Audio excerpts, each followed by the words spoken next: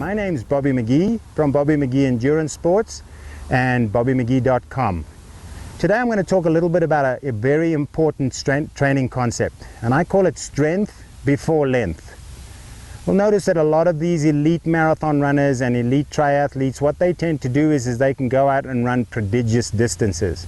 And it seems like, you know, they're always out there doing 9 and 10 and 12 and 15 mile runs. Some of the elite marathoners can even do 25 and 30 mile runs, which are longer than the standard marathon of 26.195 miles. But what you'll notice about these athletes, that they are very lean, and their legs and their hips and their low backs are very muscular and very strong. And in able to carry your load, and effective running requires that every time you take a footstep, that you are taking 3.5 times your body weight through a single limb. And that goes through your ankle, through your knee, through your hip, into your lower back, and then up your spinal cord and into your neck.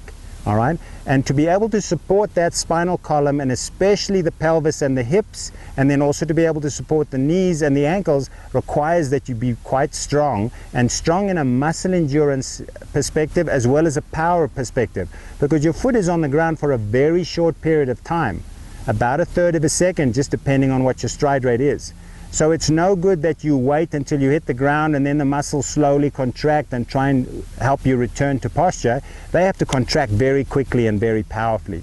All right, so it's very important that you strengthen up your legs, strengthen up your hips, strengthen up your spinal support muscles, your ankles. So in other words, your calf muscles, your Achilles tendon, the support muscles around your knee, especially this little VMO, this small muscle on the inside of your thigh, plus all the thigh muscles, the hamstring muscles. All right, these all have to be very, very strong before you go out and do these very long distances. You'll notice that when you run a short race like a 5K or even a 5 miler, that your heart rate is much, much higher than your heart rate is when you run a marathon. And so when you run a marathon, what typically starts to fail and let you down in terms of performance, or your limiter in that regard, is your leg strength, your ability for your leg muscles to contract for hours at a time and not get fatigued. And so any kind of activities that we do, like single-legged squats or multiple lightweight squats, or any of those kind of activities, even walking on very hilly terrain or very uneven terrain, all contribute towards strengthening us sufficiently to be able to run.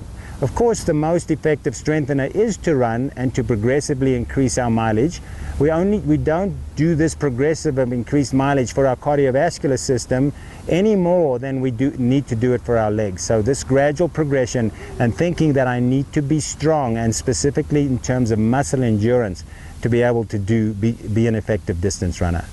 Okay, so make sure you get strong, make sure that you look after those legs, and I shall speak to you next time.